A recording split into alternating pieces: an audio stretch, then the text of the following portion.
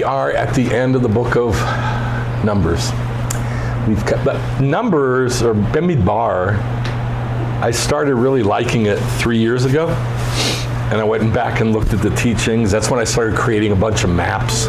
And I really, really like the book of Bemidbar, because it's kind of like the forgotten book. Like, nobody really thinks about really the entire 40 years in the desert. We're all on the other side, on the east side of the Yarden, of the Jordan. And all the battles took place on the east side of the Yarden. And all the enemies were found on the east side of the Yarden. None of them were found in the west side, like what people normally call the land of Israel. But half of the land of Israel is on the east side. Now, they haven't taken it yet, once we get to the end of the book. But it has already been established, and all these giants and all these battles and all these problems that they faced in the desert all happened on the east side of the Yarden. And nobody really talks about it. I'll give you an example. Gideon. Gideon with 300 men, he fought like the people were spread out in the valley like locusts. Who was that they were fighting? Do you know? There were 300 men of Gideon, and they defeated this enormous million-man army. Who was that million-man army? Midian? Yes, Midian. Where's Midian? Where's Midian? It's not the Sinai Peninsula? No, it is not the Sinai Peninsula. Where's Midian? I showed you a map last week, or the week before, and the week before that. You don't remember? Saudi Arabia. Saudi Arabia, that's where Midian is. And Midian keeps popping up over and over and over again. So, there's a huge battle that we're going to look at against Midian. But it didn't destroy them. And it's an enormous, it's basically the Arabs. It's the sons of Ishmael. The Arabs, the Ishmaelites, are Midian. And Midian goes all the way down to Mount Sinai. Who was Yitro the priest of? Midian. And he was there at Mount Sinai as the priest. That's where Moshe spent 40 years, from the age of 40 to the age of 80. There at Mount Sinai, around Mount Sinai. And his daddy was the priest, or his father-in-law was the priest, and Midian is enormous. But nobody really talks about it, like where it is. People don't know where it is and that sort of thing. So that's the second part of what we're going to look at in this Torah portion. The first part that we're going to look at is kind of like the difference between Jews and Gentiles. And it's real simple. Truth. Jews, for the most part, I don't want to generalize, but you know what I'm saying. Jews, for the most part, tell the truth, and it irritates everybody. Gentiles live in a world of lies. That's just how it is. And we're going to look at that, and how Moshe, right before he dies, he starts to try to clean that up. All right, so I'm calling the teaching Creating Heaven in two parts. Creating heaven, like heaven on earth, in two parts. So we're going to look at two totally separate things or issues. Part one is in Numbers 32 through 9. And I guess the reason it's two parts is because we're looking at two Torah portions, Mattot and Massei. But both, and I got the wrong address here for Bemidbar, I didn't change that. It's in chapter 30. The first part is in chapter 30 and the second part is in chapter 31. So they're both in Mattot, but it's double portion this week, Mattot and Massei. So, two parts. Part one, Numbers 32 through 9. Moshe spoke to the heads of the tribes, and the tribes is Mattot. So, what is tribe? Singular. Singular. Matah. Matah is a tribe. Saying, this is what God has established. If anyone makes a vow to God or takes an oath imposing an obligation on themselves, they shall not break their word. They must carry out everything that has crossed their lips. It makes it sound like, just like if you vow something to God, keep it. It's way more than that, which we'll look at. If a woman makes a vow to God or assumes an obligation while still in her father's house, and her father learns of her vow and offers no objection, all her vows shall stand. What does that mean? That means that her father is the covering over her, and he has the right and the ability to, quote, nullify a vow. Now, it doesn't have to be like, I'm going to give 30 sheep, Daddy, to the Lord. It doesn't have to be something that goes to the tabernacle. It could be any promise or even any word. I hate that woman and I'm going to find a way to get back at her. That's a vow. It's a promise. Why? Because everything that comes out of a Jew's mouth has to be within certain strictures. It has to be within boundaries, and we're going to talk about this. So the father, who's the covering, goes, nope, that's outside the boundaries. I'm nullifying it. And God then, what does it say God does for her? And her father learns of the vow, and he offers no objection, all her vows shall stand. But if her father restrains her, on the day he finds out, none of her vows shall stand. And you know what it says? It says, and God will forgive her. Forgive her for what? For the sin of what came out of her mouth. Why is it a sin? Because it didn't come out of her mouth. It started somewhere else. Where did it start? In her heart. And that's where the sin is. So the father, who's the covering for a daughter, has the ability to cover that daughter and get her sin forgiven because it came out of her heart. Now, then she gets married. Father has no more say. Who has a say? The husband. The husband. He is now the covering. If she should become someone's wife while her vow or the commitment is still in force, that means like she made a vow when she was single, she was under her daddy didn't say anything, the vow still stands, whatever it was, then she gets married while the vow stands, and he offers no objection on the day he finds out, her vows will stand.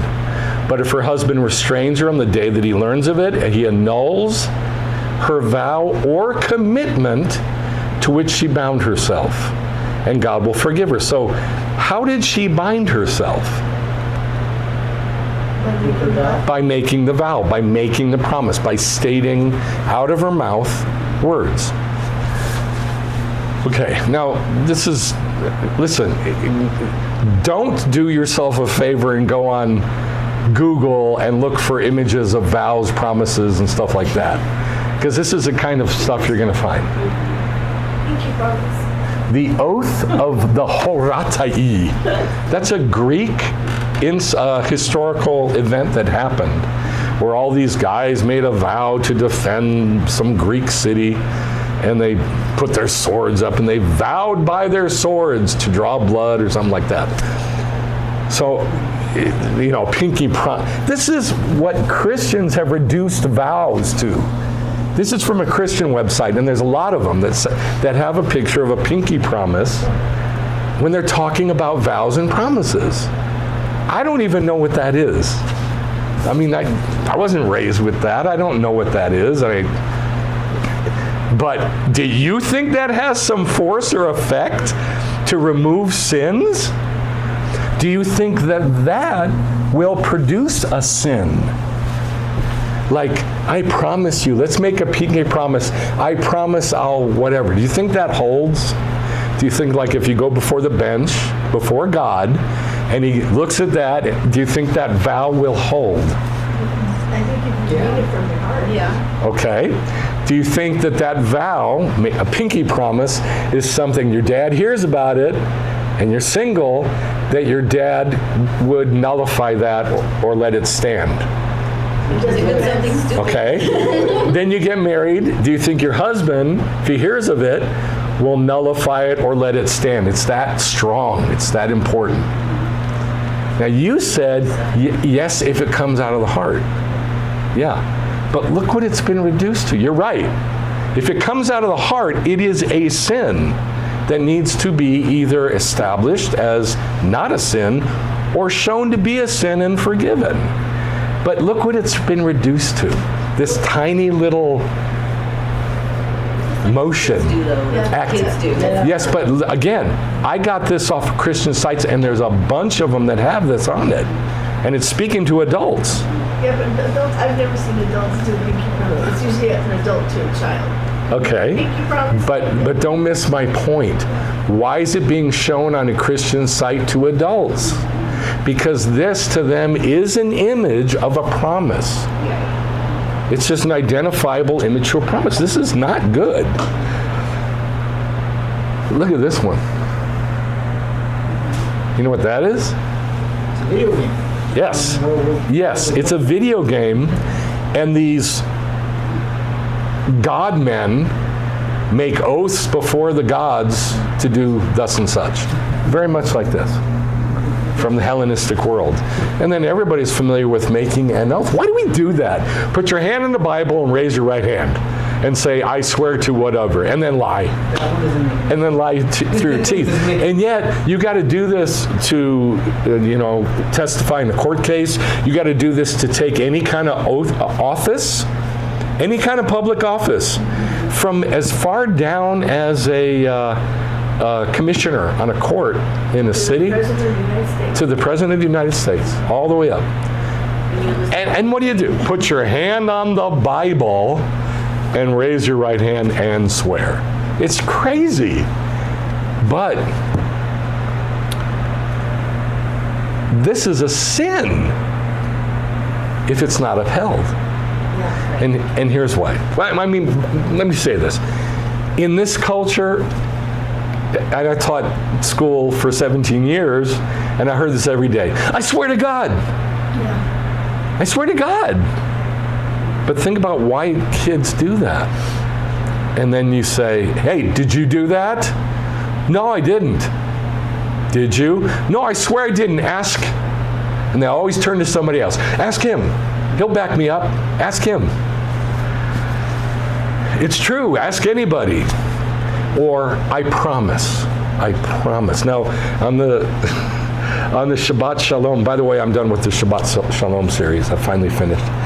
On the Shabbat Shalom series, on this one, for this week, I wrote this. In this culture, our words don't mean anything at all. And it comes down to as simple an example as, I'll be there in 5 minutes. And you're saying this before you get in the car for the 20-minute car ride. And while you're saying it, you know it's a 20-minute car ride, but you say, I'll be there in 5 minutes. Why? Because we lie constantly. Now, this, nothing's changed. The Jews were like this. The Gentiles were like this. Everybody was like this. All the Jews in the east side of the Jordan, in the desert, were like this. That whole generation was like this. And so this had to be fixed. Why? Because Moses is about to die. Who's going to fix it? So before Moses dies, God tells him this has got to be fixed.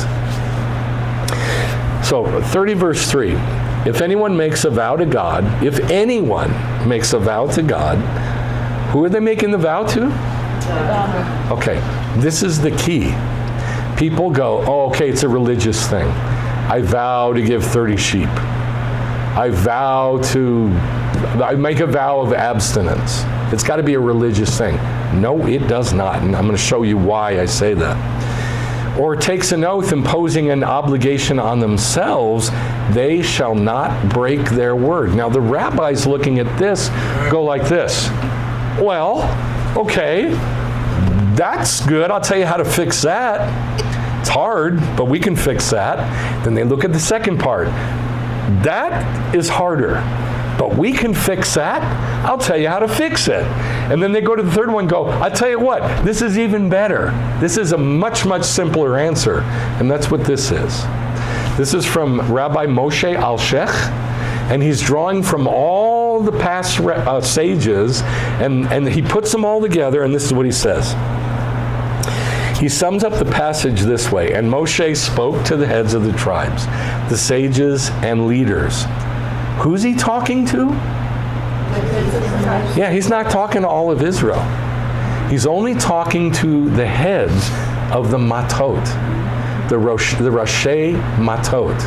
The heads, he's not talking to all of Israel. Hey, all of Israel, you need to, keep your word. He's not doing that. He's only speaking to the heads. So therefore, whose responsibility is it to disseminate this information? The heads of Israel, and that's the trick.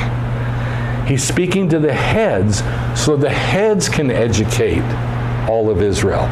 And this is how he does it. Moshe spoke to the heads of the tribes. What did he tell them? Do not think that God desires an abundance of vows.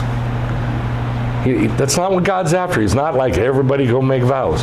Rather, this is the thing that the Lord has established. In other words, he quotes the verse. Rather, this is the verse. This is the thing the Lord has established. If a man makes a vow, let it be not to himself, to the Lord. So if you make a vow, you are saying it no matter what it is, no matter what the promise is. I swear to God. You're making it in God's face, to God. That is for the purpose of cleaving to God by subduing his evil inclination. Now, would you get that from, this is the thing that the Lord has established? I wouldn't. But that's what he's saying. He's saying the whole purpose is to make yourself cleave to God by subduing the evil inclination. Likewise, if he swears an oath. All right, so the whole purpose, like if you're going to make a vow, the whole purpose in doing it, like a Nazirite vow, what's the purpose of doing a Nazirite vow? Yeah, but what's the purpose of it? So you can get closer to God. So you can be even more separate. Nazir means separated. So you can be even more separated to God. Well, every vow is like that. Every promise is, dude, I'm sorry I'm late. I'm going to be there in 22 minutes. And tell the truth. And by doing that, you subdue your evil inclination. Does that make sense? If you like make sure it's before God and he's looking at it and he's judging it, you subdue your inclination. You don't just say, I'll be there in 5 minutes. You look at your watch. You make a mental calculation of the time that it takes to travel to get to this person that you were supposed to be somewhere earlier. You call him, you ask for forgiveness for being late, and then you tell the truth. I will be there in exactly 22 minutes if everything goes good. I'm sorry I'm late. Please forgive me. Now, does that clear up everything in that instance of lying about when you're going to be there? Yes or no? Does that clear up everything? I think the time is a problem. Yeah. Say it again. I think the time is an issue. You give an exact amount of time because there are things that you cannot prevent. Like no, you didn't hear me. I said if everything goes good. Yeah. So I'm going to be there in exactly 22 minutes if everything goes according to plan. Of course. But does that clear up the problem that you created by being late? Sure it does, because you asked for forgiveness. I'm sorry I'm late. I'm sorry I'm late. This is the truth. I'll be there in 22 minutes. Does that make sense? So in other words, you're getting it in front of God, and you are fixing your evil inclination that tells you that you better look good. You better make yourself look good here. You just screwed up. You're late, and you know you're late. You better fix this. Dude, I'm sorry, I'll be there in 5 minutes. That's why people do it. That's why we do it. Now,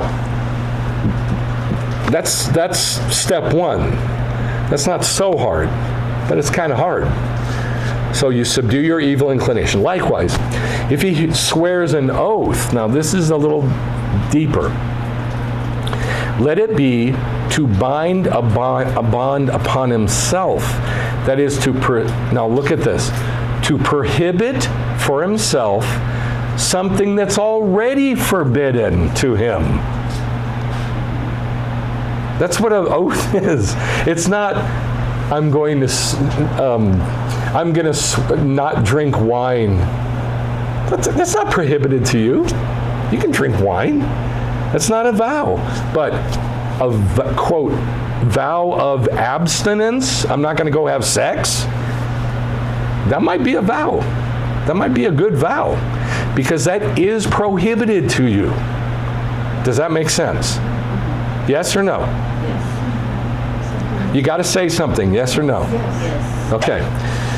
So, it's something already forbidden to him by swearing, I love this, by swearing to his evil inclination, telling his evil inclination that he will not commit the transgression because it's already prohibited by Torah. So this is harder. If you make a vow, you want to make a vow, you're vowing, really, you're declaring to your evil inclination. Torah tells me I can't do that. I'm going to do the truth, and I'm not going to do that. I'm making a vow, but I'm talking to my evil inclination. That's not allowed for me, so I ain't going to do it. You see the difference? This one, you got to clean up the mess you made with humans. But this second one, this is all us internally. And it's harder. So this is like wrestling with your evil inclination. That's what this a vow is. Got it? Yes. Okay. Now comes the third one. This one's super easy to fix. In this way, he strengthens his good inclination, his soul, against the evil inclination, so that he won't do the sinful act. Yet even better than both of these, is that a person not resort to vows or oaths at all. Easy, right? Do what you mean. Yes. Rather, he should simply not profane his word. That's what the Torah says. If somebody makes a vow to God or takes an oath imposing an obligation on themselves, don't break your word. 3 different things. This is so pertinent to last night when I was saying my prayers from the Siddur. And there's one that talks about, and I will not do anything to make God angry, and a couple other things vowing to God. And of course I don't want you to do anything to make God angry, or I find myself having a bad attitude or whatever. But I'm going like, and it was because usually I just say it real fast because it says say it out loud and say it fast. Mm-hmm. That I just stopped and I went, I don't know if I'm able to keep that, at all. So now you understand. It's okay. You're wrestling with the evil inclination. Evil inclination don't want you to do the right thing. Okay. So yeah, sometimes we want to do the right thing, but that evil inclination is going to work hard to make sure we don't do it. So what do? You fight the evil inclination, and you make that vow. I am vowing evil inclination. Now, it's hard to do. I mean, it's not easy to do. It's easier just to not make a promise or a vow at all. But this one in purple, that vow, I think really that's the key one. That's the key one, fighting with our evil inclination. So, then it ends by saying, whatever good deed he says he will do it without needing an oath. If you say something, by God, do it. That's all. As the verse concludes, according to all that proceeds from his mouth, he shall do. Yes? Make sense? Yes. 3 steps. If anyone makes a vow to God or takes an oath imposing an obligation, they shall not break their word. Now, these are where the vow shows up. And they all have to do with going to, well, is it the tabernacle or the temple? So let's look at them. Look where they are. They're in Deuteronomy. They're on the east side of the Jordan, right about ready to cross. The whole book of Deuteronomy was spoken in 36 days right before Moses died, and then they crossed. Did they go in and set up the temple? No. How long was it till they set up the temple? You don't know? 430 years. 430 years, twice as long as America's been around almost. 430 years.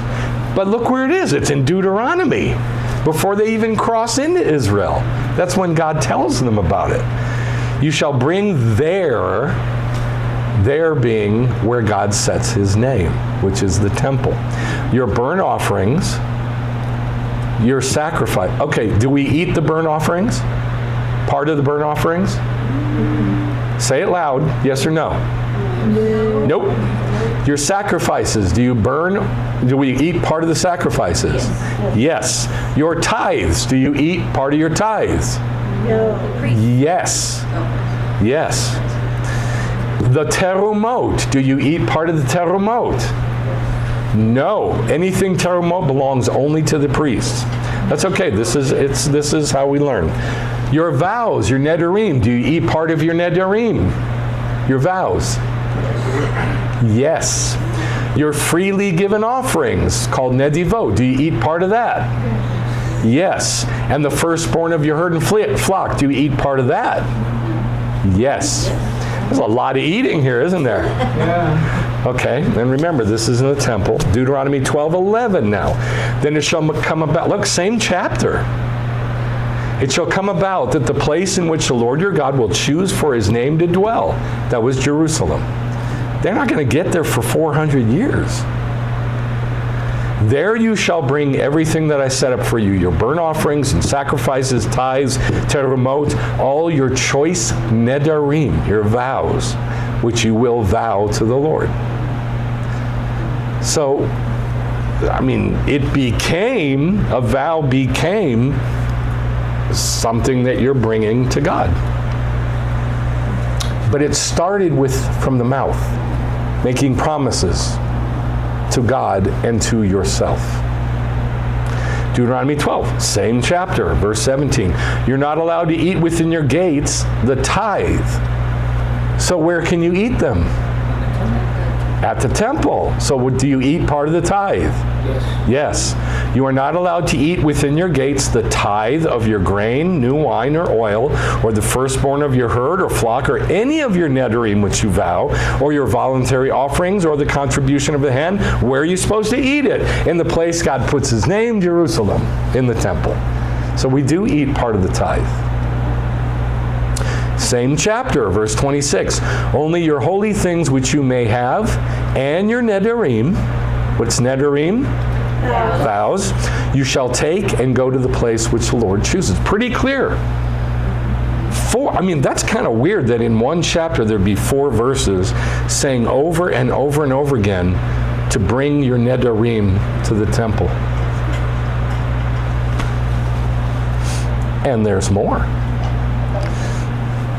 If anyone makes a vow to God, takes an oath imposing the obligation on themselves, they shall not break, they shall keep their word. Deuteronomy 23, when you make a vow to the Lord your God, you shall not delay to, now almost all the translations say pay your vows. To pay your vow. They almost all say that. It's not pay. Anybody know what the word in Hebrew is? Fulfill? In Hebrew. For which word? For full, complete here. To complete your vow. That's the way I'm translating it. Do you know what it is in Hebrew? Anybody know? No? It's shalem. It's the same word as a peace offering. Shalem, to complete or to fulfill, to make whole, to make full. So you shall not delay to complete it, for the Lord your God will certainly require it of you. How is he going to require of me 30 sheep if I don't have 30 sheep? I stupidly vowed I'm going to give God 30 sheep, and I ain't got 30 sheep, but God's going to require it of me? So what do I do? What do I do? Go find some sheep. Yes, yeah, exactly. Go find some sheep. Work your tail off, get a job, get the money, buy the sheep, and complete that vow. Why? Because it came out of your mouth. Because it came out of your mouth, and that's all there is to it. And you're a Jew. Jew, you had that come out of your mouth. You have to do it. There's no ifs, ands, or buts about this. So, think about the implications of this. You're a Jew. There's no ifs, ands, or buts about this. I'm one of the heads of the tribes, and I'm telling my people that I'm responsible for, as one of the heads of the tribes, all of you there's no way to back out of this, guys. If we say something, we have to fulfill it. We have to complete it. Because God is going to take what comes out of our mouth super serious. And the only way to fight us lying is to do what we say. Can you imagine what that was going to produce in Israel if they did it? Think about what this would produce. What would it produce? What do you think? Trust. Trust where? Amongst everybody. In everybody where? In Israel. In all of Israel, in all the tribes, right?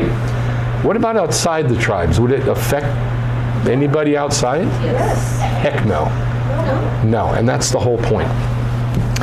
What's happening here is, you know how I always say that Judaism is a culture that God gave? And everything in that culture is a picture to learn from, right? It's insular. It's insular. Only the people doing that stuff get to learn from that stuff. Nobody outside there, unless you bring them in and Judaize them, is gonna tell the truth. Because everybody outside that insular group of the truth tellers inside Israel is lying. And here's why I say this. The rabbis all say that this world is olam sheker. What does that mean? A world of a lie. Sheker means lie. It's not plural, it's singular. A lie world, a world of a lie. It's not plural, it's singular. A world of a lie. Everything in it is a lie. It's all illusion and lies and a lie.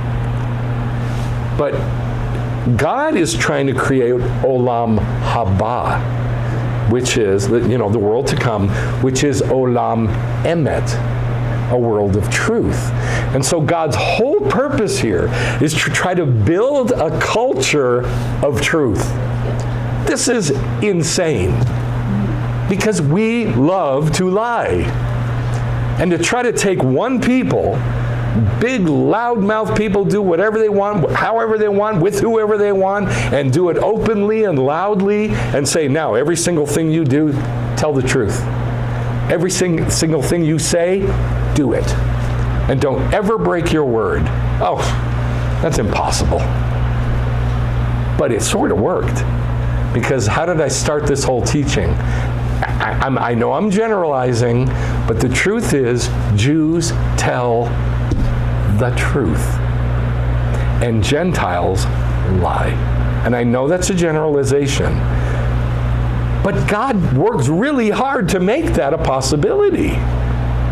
And it does really sort of show up if you watch, any gay pride parade. Who's in front? The Jews. If you back in the 60s and 70s, you watched any civil rights march, who was in front? The rabbis walking arm in arm, locked with the civil rights black leaders. That's who. That's who's always in front, yelling the loudest, telling the truth. Because God made this a possibility. A very, very, very difficult thing to do. Okay, Ecclesiastes. Wait a minute, did we finish Deuteronomy 23? No, we didn't. All right. God will certainly require it of you, and it will be a sin for you if you don't fulfill it. That's a sin. And God calls it a sin. Yes? Any question about that? Okay. However, if you refrain from making vows, if you don't make a vow, it's not a sin. You don't have to make a vow. But you shall be very careful to do what goes out from your mouth. Since in fact you have given freely, nedivah, a nedar, a vow to the Lord, your God. And that means anything that comes out of your mouth, anything that comes out of your mouth is a vow. Because you're the one who freely said it. Does that make sense? These are not my words. This is what all the sages say. In you saying it, you made a vow. That's what this verse says. Doesn't matter what you say. If you say you're going to be somewhere at a certain time, by God, you got to do everything you can to do it, to be there. It's just how it is. And if you're not, don't try to cover it up. Repent. Repent. Ask the person for forgiveness. Oh man, I'm sorry. Please forgive me. I screwed up. I blew it.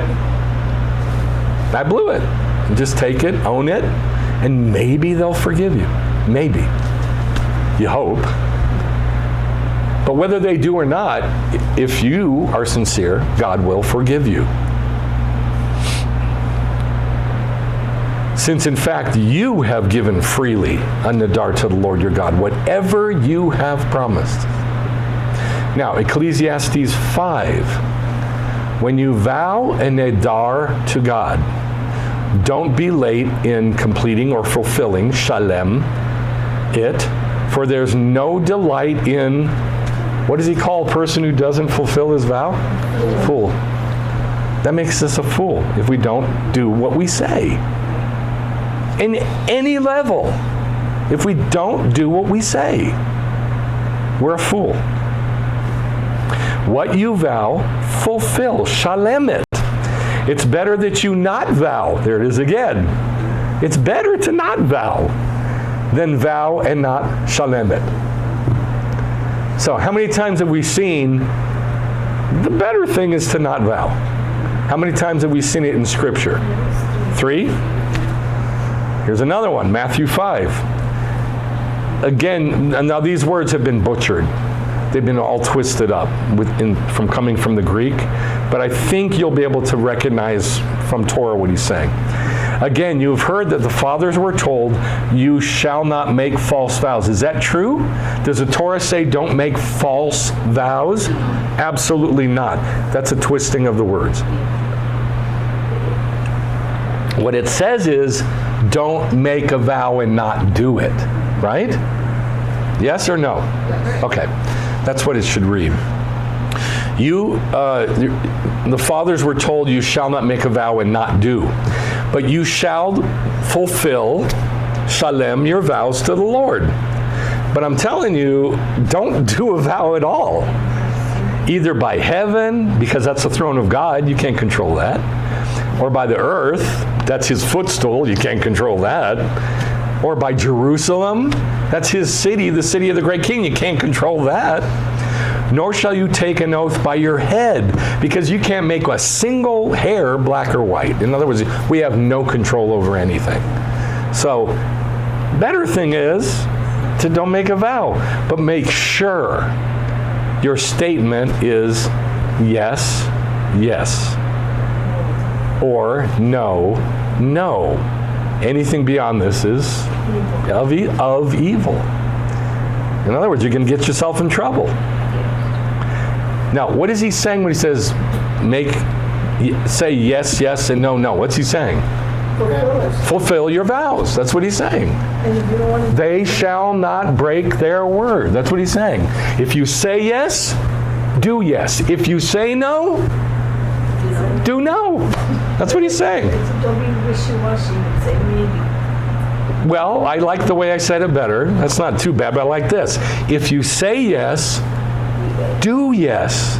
If you say no, do no. Yes, yes, no, no. Make a match. I was going to say that the word in Ecclesiastes for fool is Hesil, which is basically Kesil. Hesil. That's what I said. It's Kesil, I think. Isn't it? So anyway, the point being, it's full, but it's like the constellation Hesil. Kesil is Orion, Right. the hunter. But it's not just foolish; it's also arrogant. Yes. So it is an arrogant to not humble yourself and, fulfill those things you say. It's not just like. Oh, okay. Let me pull that together. That's good. Listen. Back when we were here, and I said, it says, "Shalem your vows, because God takes no delight in a fool." If we don't shalem our vow, we are a fool. Now, the word in Hebrew is kasil. That's the word, one of the two words for fool. It's also the constellation Orion. What is Orion? The big macho hunter. It's arrogance. This word kasil for fool, it doesn't mean like a clown. It means somebody who's arrogantly foolish, which is totally different. I mean, you've seen it with kids. You got some clowning around that are just kind of innocent and naive and stupid. But then you got some that clowning around and they are arrogant. You cannot shut them up. And that's what this is talking about. So you make sure what comes out of your mouth, if you say it, do it. Because God is then going to look at it as a sin. And if you then try to get all wimpy and deceived and go, well, Jesus took care of all my sins, what's going to happen? You're just going to keep breaking your vows, breaking your word, acting more and more and more like the group outside the group that God is trying to create, which is a world of truth, and you're going to become more and more and more of a liar, an arrogant liar. And there's no stopping it unless you stop it. So God is trying to create an environment of truth here. So that's Matthew. Yeshua said exactly the same thing. Better not to make a vow at all. That's better. Just don't do it. If you say something, do it and leave it at that. Now Jacob, or James, Jacob says the same thing in chapter 5. But above all, that always bothered me. That always bothered me. If you could say anything as your parting word before you die and have your head chopped off to all the Messianic Jews that you're over, is that what you would say above anything else? What would you say? Love one another or something like that, right? He says, above everything else, don't swear. And that doesn't mean cuss. It means make an oath, make a vow. Don't make a vow. Don't make an oath, either by heaven or earth or with any other oath. But make your yes, yes, and make your no, no. So you don't fall under judgment. So obviously, this is an incredibly important thing. So why did he disseminate this to the heads of the tribes? What do you think?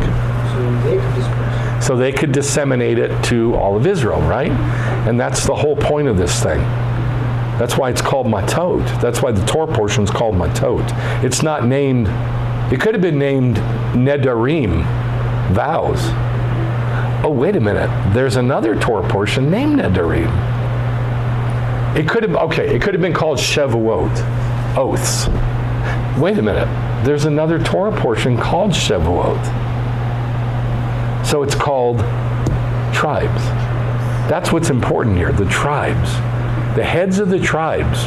It's their responsibility to create a world of truth and a world of lies. Olam emet. What does that mean? World of truth. Olam sheker. A world of a lie. Or a world of lies. Now, I looked up in both Jewish and Christian sources on the internet all the verses about telling the truth. There aren't any except one, and none of None of them showed this second one. Not one website. Not one Bible program. I typed in lies, all the verses about lies. None came up except for this first one. The second one never came up. So it was hard to find. Exodus 23:7, all the rabbis quote this one verse. Distance yourself from lies. Midvar sheker tirchak. Midvar, from the word of a lie, tirchak, get away. From the word of a lie, run. Distance yourself. Get yourself away from lies, from lying. That's the only verse that the rabbis quote. They don't even quote this Leviticus 19:11. Although years ago when I read Leviticus 19:11, I was like, oh my God, this comes right on and says don't lie. But you can't find it on any websites. Jewish websites, Christian websites, Bible programs. Leviticus 19:11, don't steal. Okay, everybody knows that. Do not lie. Do not lie. Lo sheker. Do not deceive one another. Don't lie to each other. How do we keep from deceiving one another? How about do what you say? That's it. That's all there is to it. If we do what we say, we won't lie to each other. Doug, I'll be there in 12 minutes. I know I ain't going to be there for 22 minutes. I know I'm not. I know what I got to do. So why would I lie to him and tell him I'm going to be there in a different time? I know what I have to do because we want to make ourselves look good. And then we lie to each other. And look what it follows up. Do not lie with. Don't deceive one another. So how do we keep from doing that? Do what we say.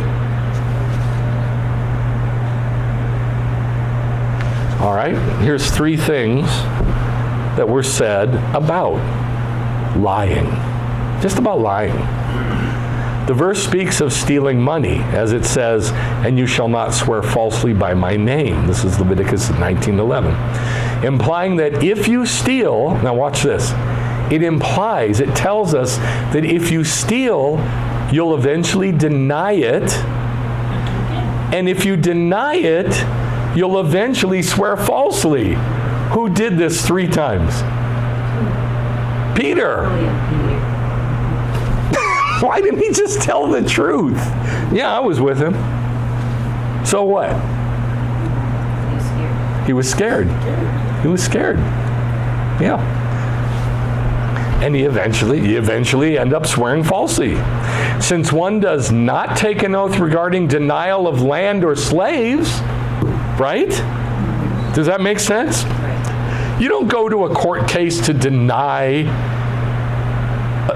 They denied me my slaves that I bought. You don't go to a court case for that. They denied me the land that I bought. You go take it. You don't go to a court case. They lied to me. You don't do that. So it can't be talking about slaves or land. It's got to be talking about swearing, oaths. This must refer to stealing money. Don't steal, don't lie, don't deceive each other. It's got to be talking about money because it can't be talking about land. You don't go to court to get land that somebody denied you.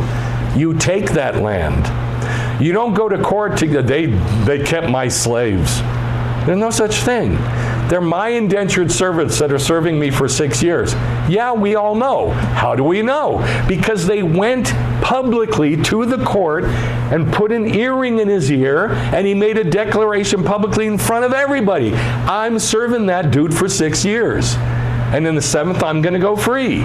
Everybody knows. There's no court case about this. Your land, same thing. You go to court, the Beit Din, it's publicly in front of everybody. You own that land, you signed the deed. You don't go to court after that. So it's got to be about money. And this must refer to stealing money. When it says, you shall not swear falsely by my name. Do you understand what he's saying? The verse speaks of stealing money when it says you shall not swear falsely by my name, implying if you steal, you're eventually going to deny it, and then what are you going to do? I swear to God. It's about money. All right, now in Talmud Shabbat, a person must maintain total integrity in all of his dealings. Ugh. Really? What does that mean? Do everything you say. A person must maintain total integrity in all of his dealings. Why? Because it's incumbent on us to act like God. Who says? God says. Where does God say, be like me? You should be holy for I am holy. Exactly. Leviticus 19 in the Torah portion called Kedushim. You shall be holy like I am holy. And then it tells us how. Over 57 verses tells us how. So it's incumbent on us to act like God in all of our deeds. And God's seal is truth. I don't even pretend to know what that means. God's seal is truth. So please don't start telling me what you think it means. I don't want to go down that rabbit hole right now. The one who is meticulously honest and truthful will merit receiving the presence of the Ruach HaKodesh. But if you go to church and you see all the people receiving the Holy Spirit and praying in tongues, and the Holy Spirit is so strong on that person, and then they turn around and say, I'll be there in 5 minutes.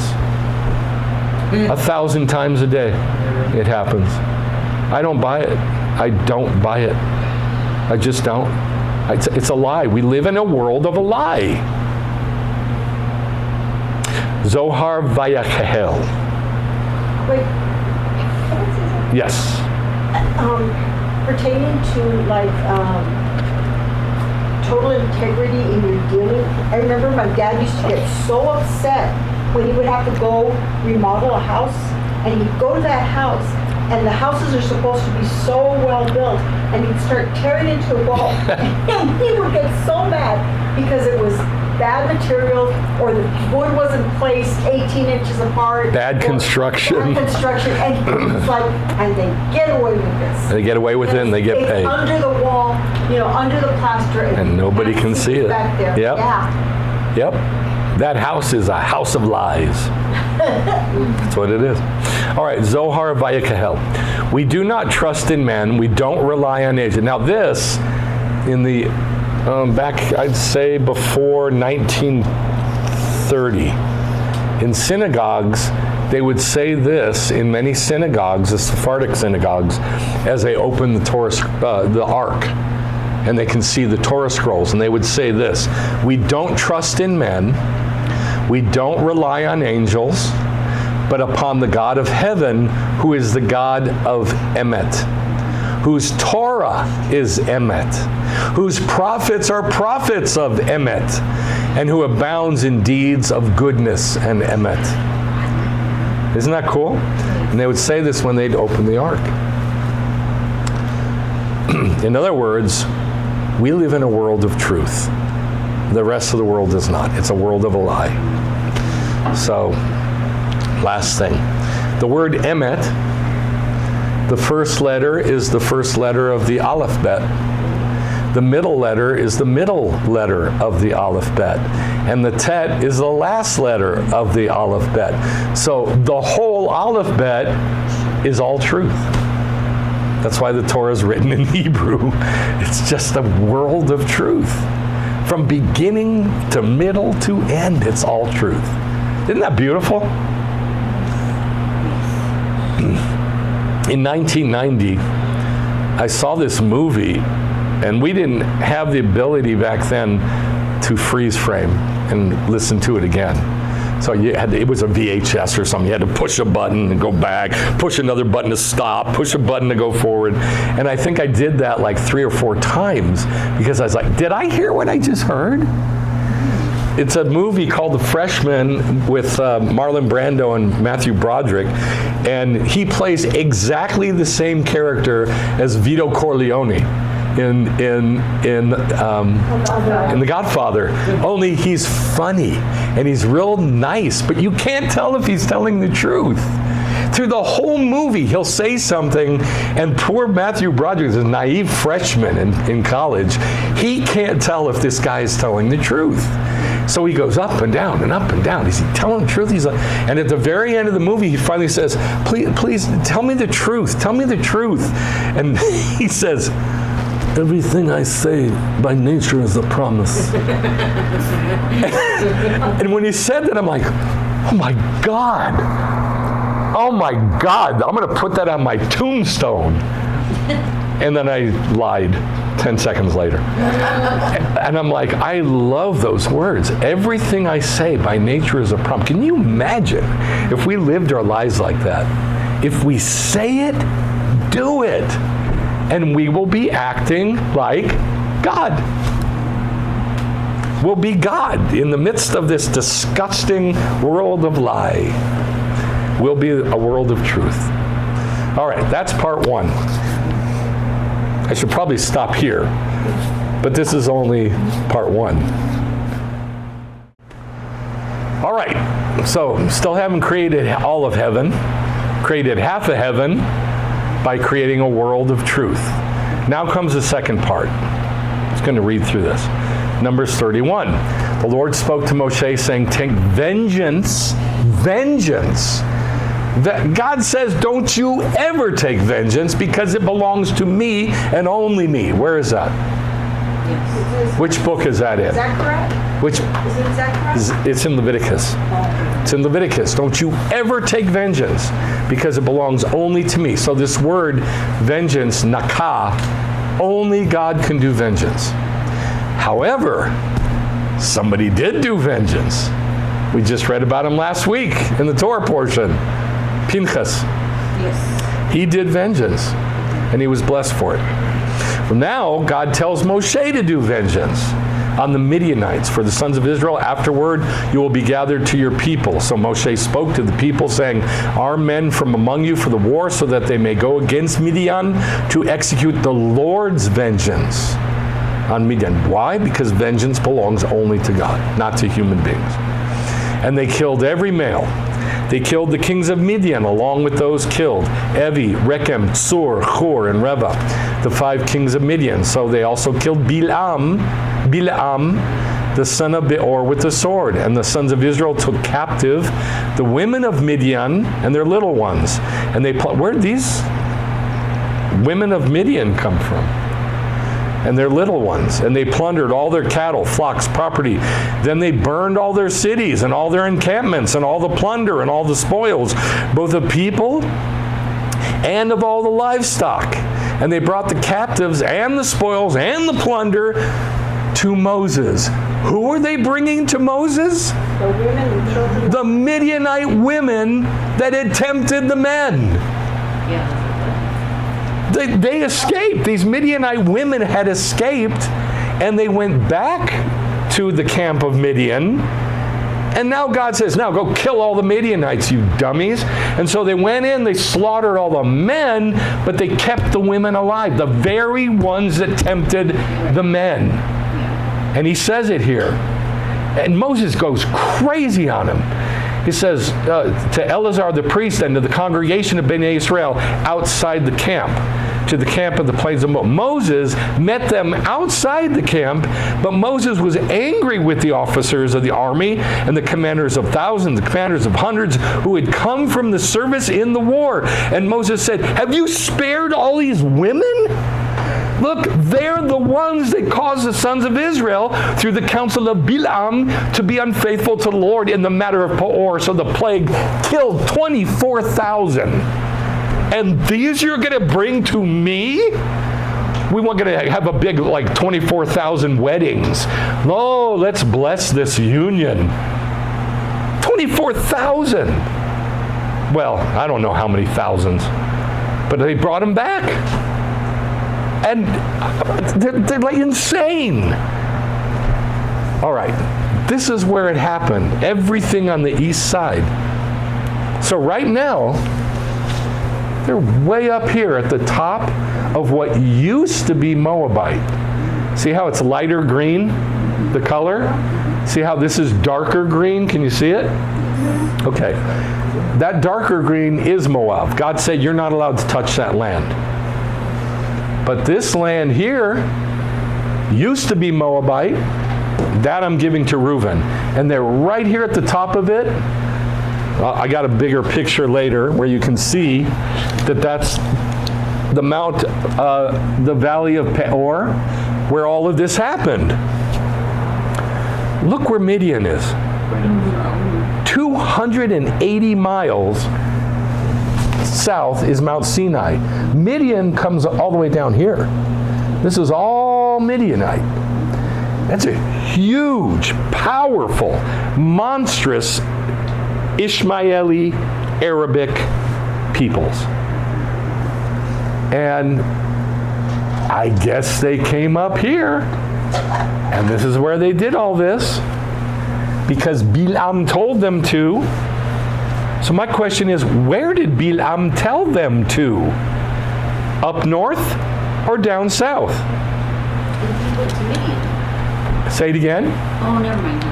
Where did he tell the Midianite leaders to send the chicks in and destroy all the Jewish men and destroy their holiness? Where did he do it? Up north or down south in Midian? Midian. Huh? Up north? Okay, you say down south. What do you say? Down south.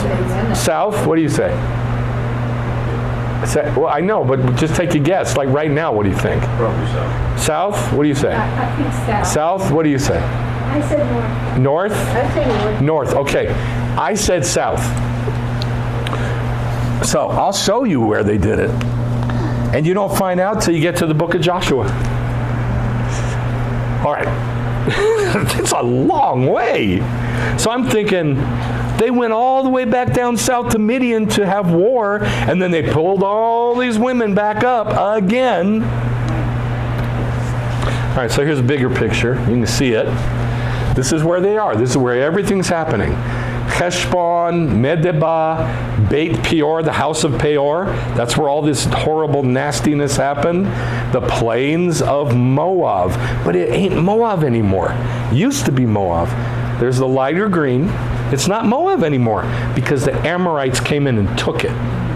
And then the Jews came in and took it from them. And they took it from the two kings. What are the names of the two kings? Sihon and Og. Sihon and Og. Sihon, look where his headquarters was, right here, Heshbon. And Og was way up here in Edrei and Rabbah. Did you say Rama? Rabbah. All right, so that's where we're at. Make sense? Okay. The vengeance of the Lord. That's what I want to find out about. Why does God say take vengeance on the Midianites instead of the Moabites who hired Bilam to come curse the Jews? What was the name of the Torah portion? He called for Bilam to come curse the Jews. What's his name? Balak, the king of Moab, not Midian. Yes? Yes. Moab. And then they took all these places from Moab. Moab was terrified of the Jews. That's why they called Bilam. And Bilam couldn't curse the Jews. It didn't work. So what does he do? He goes and he gets the 5 kings of Midian to send the chicks in and destroy the holiness of the Jewish men. Because he knows God hates religion and sex mixed. He hates it. He hates the sex of the Gentile world mixed with religion. So the vengeance of the Lord, Rashi says, this is really equivalent to the expression God had employed, the vengeance of the children of Israel. So what does that mean? That means because whoever attacks Israel is just like he attacked God. That's why God says, you've touched the apple of my eye. It's actually not apple, it's Adam. It's a little man. That's what it says in Hebrew. You've touched the little man of my eye, the Adam of my eye. All right, Mizrahi says, the Moabites acted because they were scared. They were terrified. Balak was terrified because he heard what he did with Sihon and Og. And he said, they've taken 60 cities from these giants. And we're just little Moab. The Midianites, however, involved themselves in a quarrel that wasn't theirs. What's unique about the Midianites? They didn't oppose Israel because they were afraid of them, but out of hatred. They just hated them. There's no reason. The Jews never did anything to Midian. Did they? Nothing. But they just hated the Jews. Out of hatred, they inserted themselves into a conflict that it wasn't theirs. They had no business with it. Can the same be said of the Moabites, who acted only because they were afraid? No. They acted out of their own intense hatred and jealousy for Israel. Talking about Midian. Yeah. Like someone who becomes embroiled in a dispute that is not his. They stuck their nose in where it didn't belong. Why? Because I don't even want to be around the air that you breathe. I hate you. Why? Because you're you. You're you. And jealousy. Because you got what I don't have. So I hate you. You have what I don't have. You know how to make money. Because your God, you say your God helps you make money. I hate you. You people have unity, you Jews. I hate you. I got a lot of people. I got a big kingdom, but there's no unity. I hate you. Causeless hatred is called sinat chinam. And the rabbis all say that the second temple was destroyed, the one in 70 AD, for sinat chinam, causeless hatred. Jews hating Jews. I hate you. Why? Because I hate you. Jew, you're a Jew. Yeah, but I ain't you. That's how it was. Yeah, but not you. The Kahot Chumash says, now it's the Hasidic Torah. Hasidic commentary says, the revenge of God against Midian. The word Midian in Hebrew is derived from the word for strife or argument, madon. This evil of baseless hatred had to be eliminated before we go into Israel. Eliminated from whom? From the Jews. I mean, you're saying from the whole earth. It's from the Jews. Here's the thing. Remember, they took all that garbage from Midian and they imported it up to where the Jews were and put it in them. They put it in them through sex and religion. And God says, we got to get that out of my people if I'm going to have a whole land that's my little world of truth and purity and holiness, surrounded by people like Midianites and Moabites and Ammonites and Canaanites and all that. We got to get that out of the Jews. No way you're going to get that out of the world. There's just no way. It's how they are. So he says, since baseless hatred is obviously at odds with the harmonious functioning of society, that is the prerequisite for attaining any national goals, let alone that of spreading God into the world. So who's that Midianite way supposed to come out of? The Jews. Or else they can't spread holiness in the world. Got to get rid of it. I like this picture. I didn't do this picture. I like it. Evi, Rechem, Tzur, Hur, and Reva, the 5 kings of Midian. I like that they have long hair. Edomites. That looks so humble. Yeah. So in Hebrew, it's Nakum Nekamot. Nakum Nekamot. Vengeance with vengeance. Wreak vengeance. The plain text appears to charge Moses personally with having to do this. Because who is God talking to? Moses. And he tells Moses, Nakum Nekamot. Moses, what? That's his father-in-law. That's his wife and his children and his cousins and uncles and all. He's married into these people, isn't he? Yeah. Who's his wife? Zipporah, a Midianite, who's the daughter of who? Yitro, the priest of Midian.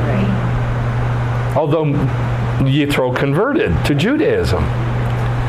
But that's still his people, sort of. But it sounds like God's telling him to do it. However, seeing that he was raised in Midian and saved from Pharaoh's vengeance during all his years there, it would not have been moral or ethical for him to do it. He can't go out to war and do this. So he dispatches 12,000 soldiers. But look what it says. All righteous men who had not involved themselves in the shameful episode of Shittim, but they're the ones that came back with the chicks that Moses got mad about. So it even got them. This Midianite, I wish I had a label to call it, but I don't. I call it sexual spiritual. Something. No, it's sexual, but it's spiritual. Sexual religiousness. I don't know what to call it, but it's sexual and it's religion mixed, where sex is part of the religion. And it even got the righteous soldier Jews who hadn't involved themselves in Baal Peor. Well, it got them now. Now, Rabbeinu Bachya says, and Tzur. Now, who was Tzur? He was the father of Cosbi. Who's Cosbi? The one that was pierced through. Right, the one who had sex with the Simeonite, the head of Simeon, the tribe of Simeon, that Pinchas skewered through while they were having sex. That's Tzur. His daughter. He gave his own daughter. And she was probably married several times. And he gave her, and he said, you go lead your women, and let's get these Jews. Let's get them. Let's bring down, their God hates what we do. Their God hates all this sexual religion that we love so much. Go teach them. Go teach the women how to do it. And so she did. In front of everybody. And Pinchas skewered him. The 5 kings of Midian. The reason the Torah wrote the 5 kings, why would it write the 5 kings? It's already named them. All we got to do is count the names. We know there's 5. But it says specifically the 5 kings. If mentioning their names didn't already tell us there were 5, it's to tell us that all 5 were of one mind concerning their hostility against Israel. The construct form reflects this. It shows it in the Hebrew. Bilam was there because he had detoured on his way home, far away from Aram, to collect his reward for having been the cause of the 24,000 men killed by the plague. Down here is Midian, and way up about here is where Bilam lived. It's another 350 miles north from where they are. So what did Bilam do? Go back home north and then come all the way back down to Midian? That's what I think. All right, here's their names. By the way, this is coming back to Saudi Arabia. This is a modern sculpture of an ancient sculpture. This is the moon god, Allah. And there's he's got 3, quote, daughters, but they're not really daughters. Al-Lat, Al-Uzza, and Al-Manat. And they're goddesses. This is coming back to Saudi Arabia. Before there was Islam, this was their religion. And you won't see it in any of their sculptures, but it was drenched in sex.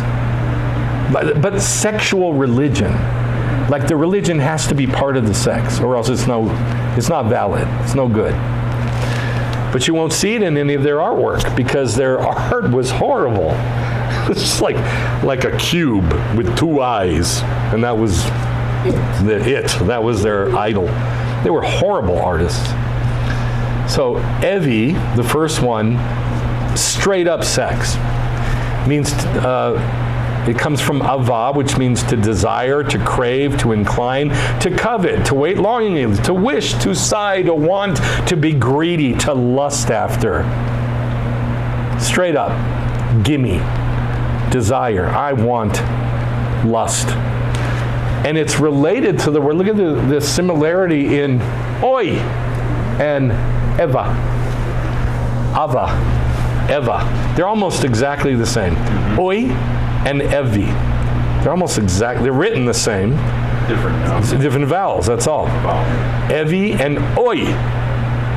So, I mean, this one is clearly sexual.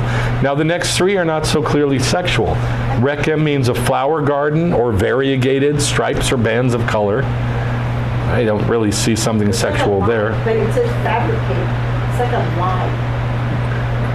We're looking for their religion, which is sexual things.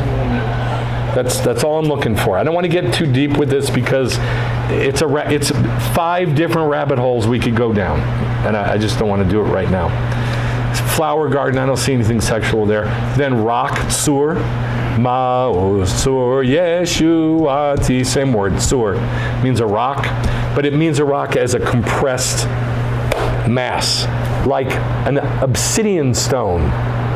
Very, very, very sharp edge because it's compressed.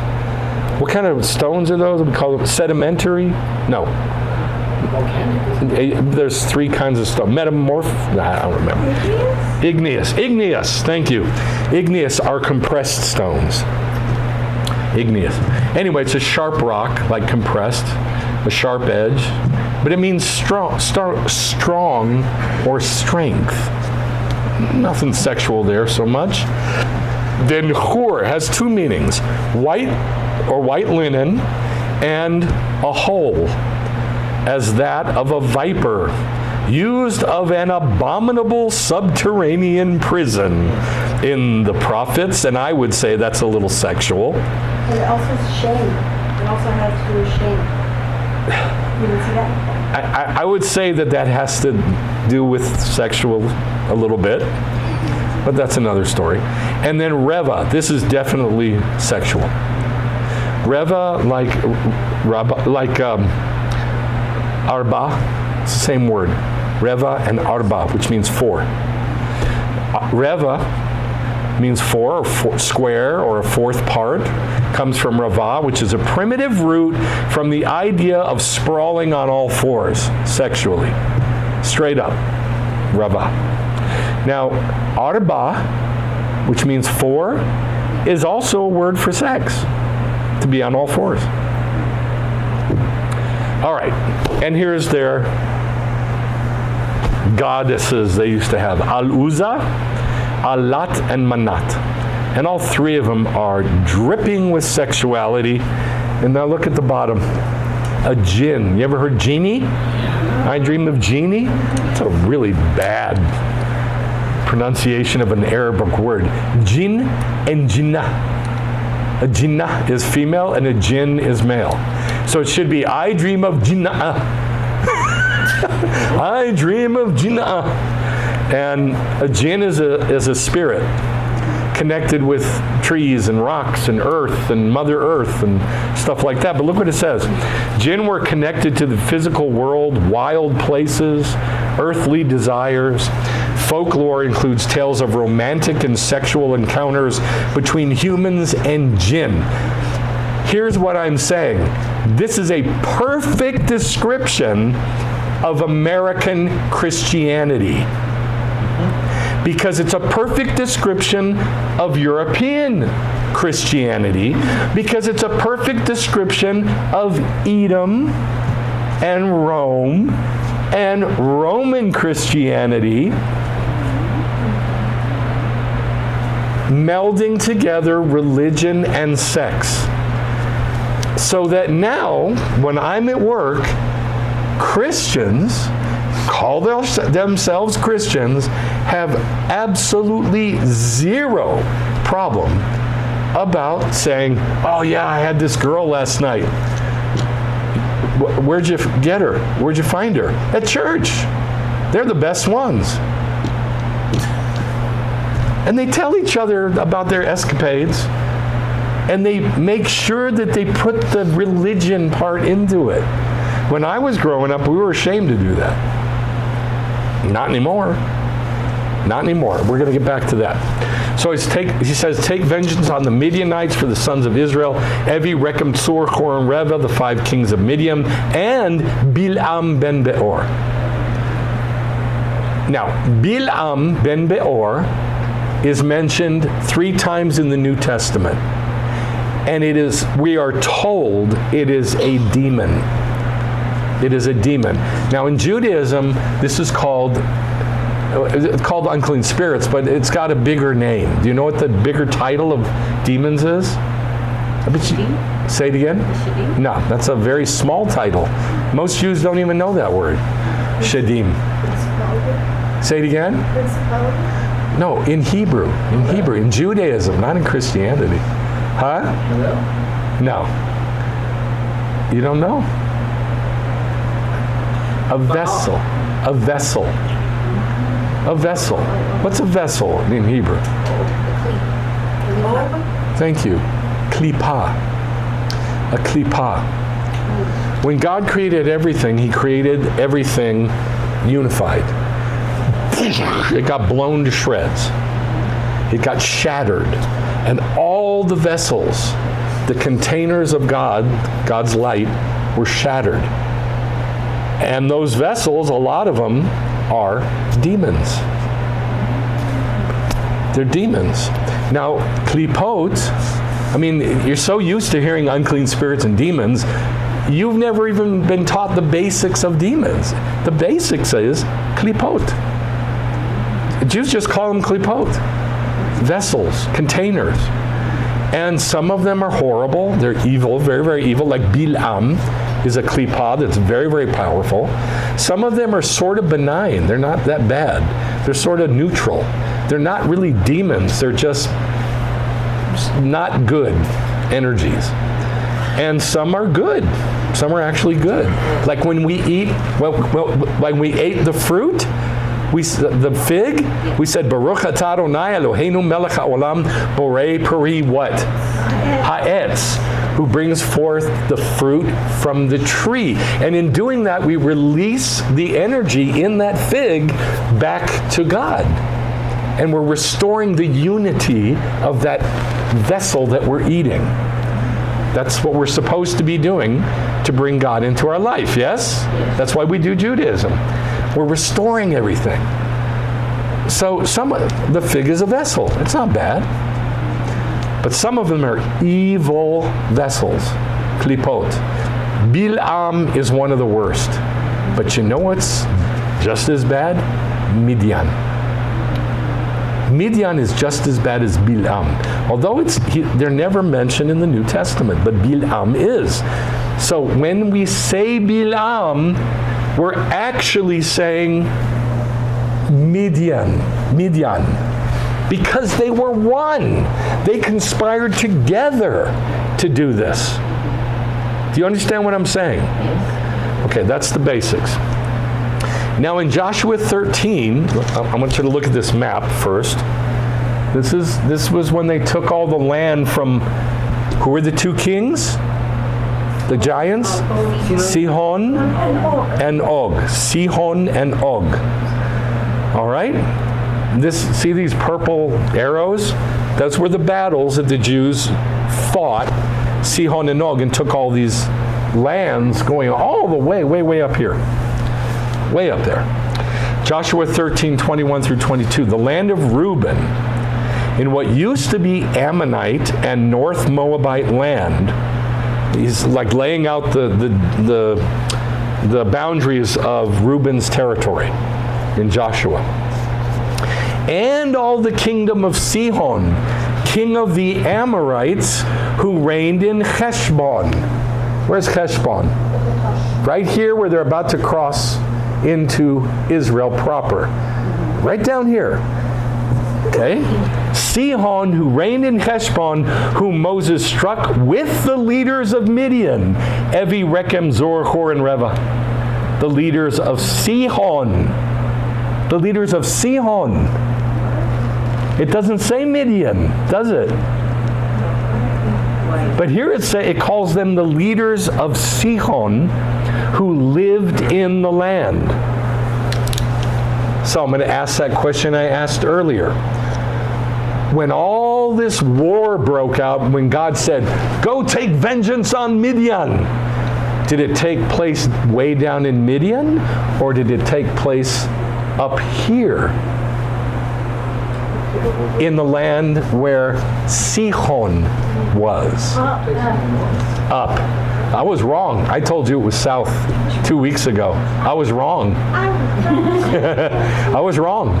It took place up here. So when it says that they brought these women, the women never really left very far.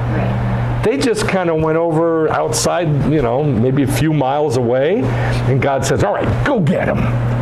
And he sends 12,000 men, and they were able to tempt the 12,000 men. Just like that. And they bring these 12 or however many women back and say, Moses, we did it. We took vengeance on Midian. You got the women right there. You brought back those Al-Uzza, Al-Lat, and Manat. You brought them back with their jinn. With their genies. Do you follow what I'm saying? Yeah. So all of this takes place in a very small area. Right here. No, sorry. Right here. Right where they're about to cross. Isn't that weird? So now we have Sihon, who Moses killed. He's a giant. He owns all that land, and now he's linked with the 5 kings of Midian and Bilam. So now we got a much, much, much, much bigger demon, a much, much bigger society of sexual religion mushed together. Do you follow what I'm saying? It's not a small thing. This is enormous. I'm going to say what I said earlier. Who was it that came out and saw like locusts, a 1,000,000-man army? Who was that army in the book of Judges with Gideon? Who was that army? Who were the bad guys? Midian. And this is just in the book of Judges. 40 years later. 40 years later. 40, 50 years later. And now they're a 1,000,000-man. This is enormous. Okay, the sons of Israel also killed Bilam ben Beor, the diviner, with the sword among the dead. All right, 3 times Bilam is mentioned in the New Testament. So when it says Bilam, it's not talking about Bilam. Who's it talking about? Say it loud enough for me to hear. The 5 kings of Midian. All right, who else? Sihon. Who else? How about all of Midian? All of Midian. And that would mean it's also all of the Amorites. This whole area was infested with this stuff. Everybody talks about what happened here, but nobody talks about this. And this is where the problem was. You get what I'm saying? It's enormous, enormous, enormous. 2 Peter 2. So when we read this, think about what he's saying in Numbers. And then in Joshua. Got it? Yes or no? You with me? Okay. But these, it's talking about people in the day of the Lord. Like unreasoning animals, born as creatures of instinct to be captured and killed. That's why they were born, to be killed. What are these people called in Judaism? Thank you. Vessels for destruction. That's literally why they were born into the world, to be vessels for destruction. And if you don't like that, you need to research it and figure it out. I have no problem with it whatsoever. Using abusive speech. It's talking about abusive speech to God and angels, where they have no knowledge, will also be destroyed. Suffering wrong is the wages of doing wrong. They count it a pleasure. They really enjoy reveling in the daytime. Their stains and blemishes, reveling in their lies, their deceptions, while they feast with you. What's it talking about? While they feast with you. In 2 Peter. Where? Where? While they feast with you. Where? The pagan temples. No, this is not in pagan temples. This is in the synagogues where the Jews and Gentiles are meeting to learn about God. And these filthy people come in bragging about who they're having sex with in the synagogue. Or if you prefer, in the church, if that makes you feel better.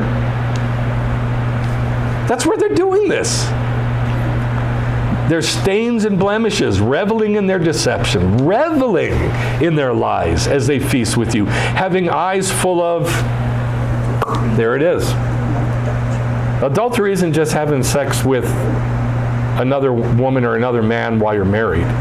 Adultery in Hebrew is sex with anybody that's not your mate, period. Anybody. Could be, before you're married. That never cease from sin, enticing unstable souls, having hearts trained in greed. Okay, so now it's bringing in greed. Who was greedy? Bilam.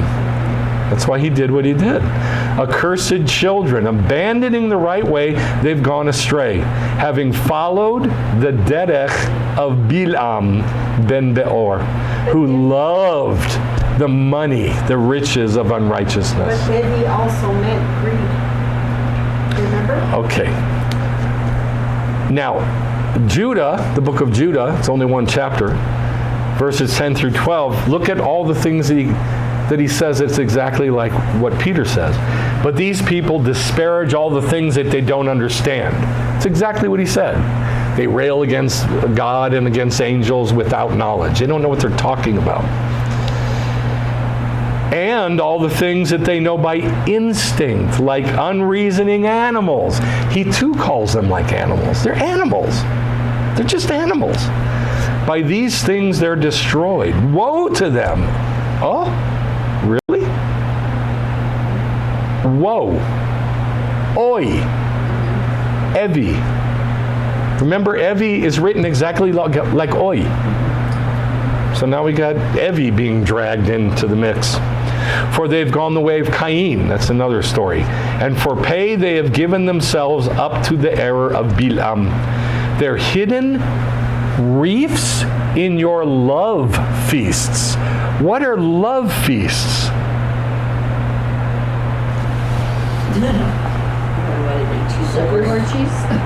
It's exactly what he said here.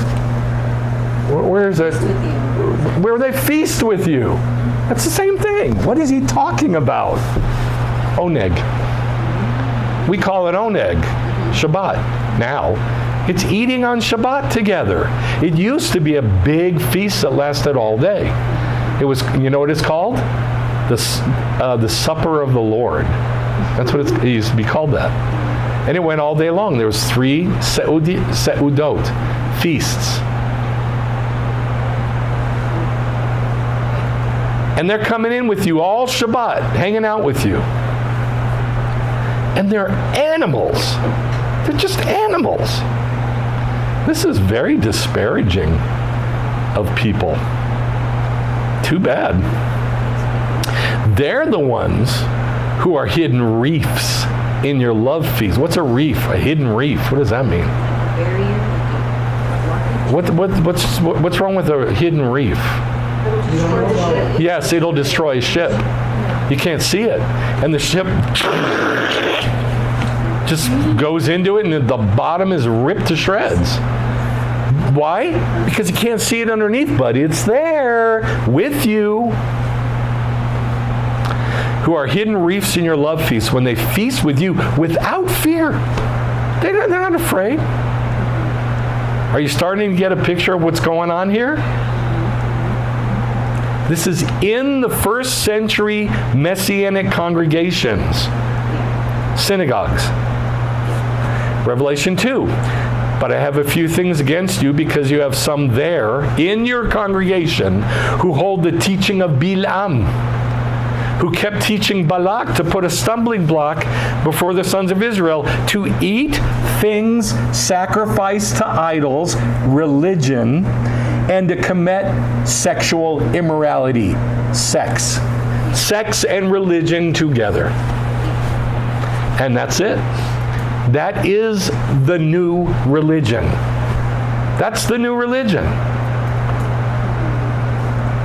And there's nothing we can do about it until what?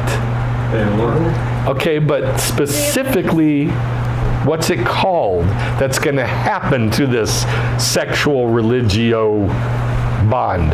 What's going to happen to it? It should be destroyed. They have vengeance. You said the right word. Nakam nekamot. Vengeance on it. And that's only going to happen with God. God is the only one who can wreak vengeance. Moses is told to do it right before they go into the land because it's a picture of it happening in the day of the Lord. And they had to clean things up. Look at this. Now we look at this as like, okay, yeah, that's what's happening. I remember when Eileen and I first saw this filth. When was it? We drove to Baltimore. What year was it though? 2017 or 16, something like that. We drove to Baltimore, and these huge cathedrals, beautiful cathedrals, have banners that say, what are they called? Homosexual marriage and lesbian marriage. Not unity. They call it. Same-sex union. Yeah, but they call it one word. Oh God, what's it called? We want that too, and they called it one word. And there's these banners that say this all over Baltimore, and these giant churches. It's not on the Elk centers or whatever they're called, or the Shriner Hall, or it's on churches. Tolerance? No. When Obama legalized same-sex marriage, they called it this, we're going to do this act, this thing. It's not unity, but it's something like that. And everybody had these wristbands in Baltimore that had that word on it. And it meant homosexuals and lesbians want to get married too. And we're for that. We're for them also getting married. Equality. That's it. Equality. Huge banners. Equality. And we're like, what are they talking? Everybody's equal. And then we saw one with flag, with the rainbow on it. And we're like, oh, you gotta be kidding me. This is about lesbian homosexuality on churches. Only churches. And that's when I started seeing it. that it's not just sexual sin, it's sexual sin mixed with religion. And this has spread all over the earth through Christianity, but also through Judaism now. Look at the first picture. And there's hundreds of these, obviously. Beit Chaim Chadashim Synagogue. It's a specifically homosexual synagogue. What does Beit Chaim Chadashim mean? House of life new. House of new life. House of new life. And it's specifically a homosexual synagogue. But it started in churches. This one, every one of these people looks, looks weird and twisted, and nobody looks normal. Not a single one of these people looks like a normal. That guy looks like a guy. That girl looks like a girl. Well, the guy on the far left is wearing a dress. Yeah, the guy on the far left with a mustache is wearing a dress. But one of my friends at work, she's a lesbian, but she looks like a girl. And she's smart. And she's down to earth. And she doesn't try to force all her lesbian beliefs on people. But when it comes down to it, she goes to all the gay pride parades and all that stuff. She wears a wristband and, got a little keychain with a rainbow on it and stuff like that. But she doesn't look like these people where every one of them has a gender bending aspect.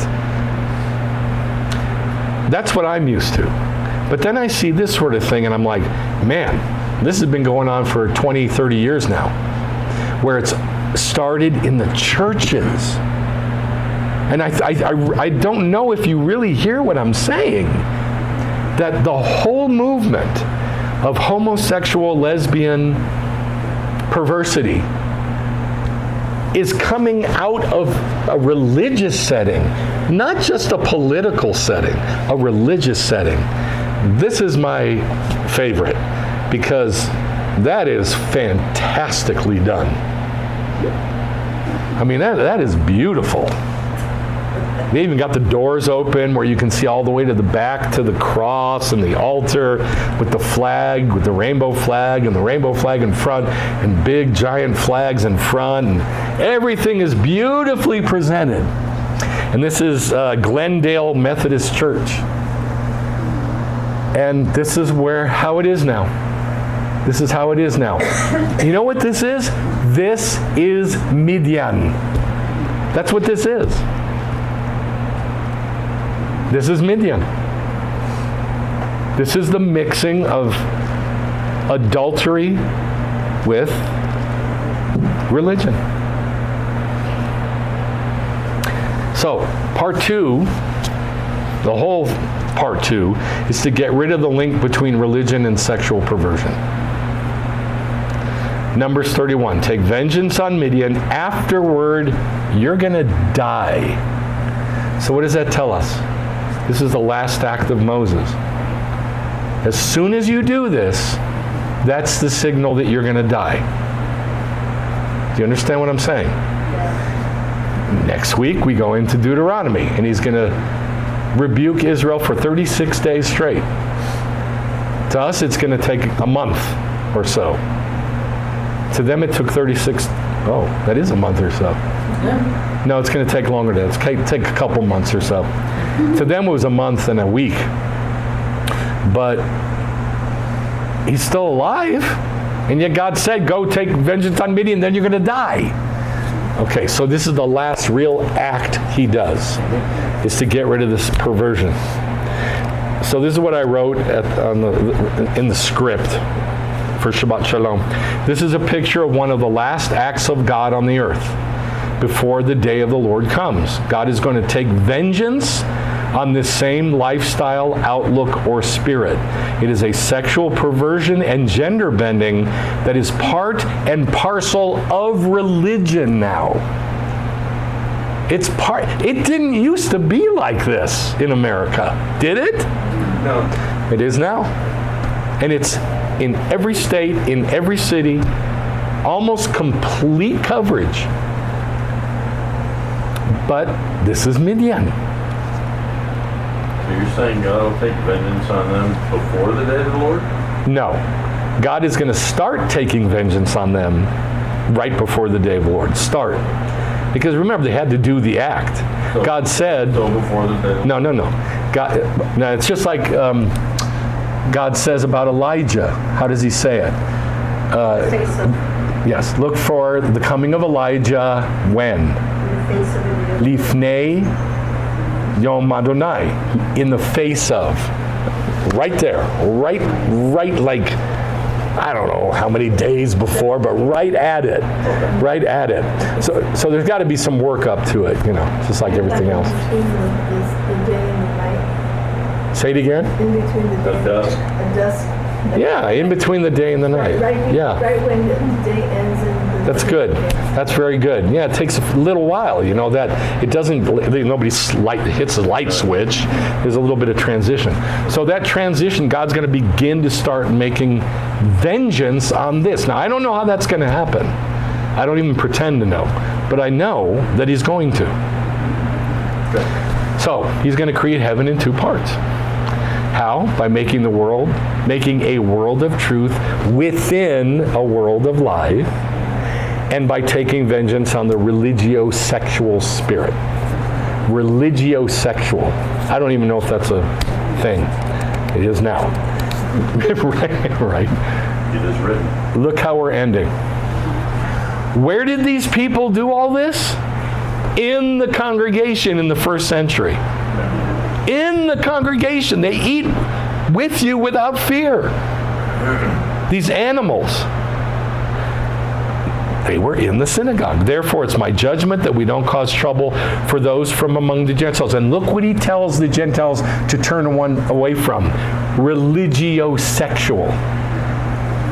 That's what he tells them to turn away from.